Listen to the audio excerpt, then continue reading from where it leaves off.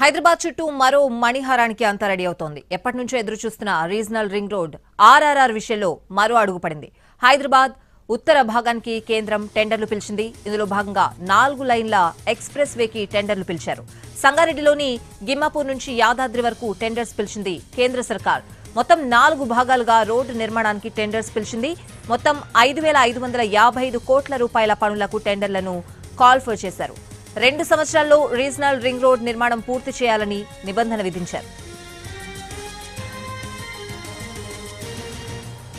హైదరాబాద్ చుట్టూ మరో మణిహారానికి అంతా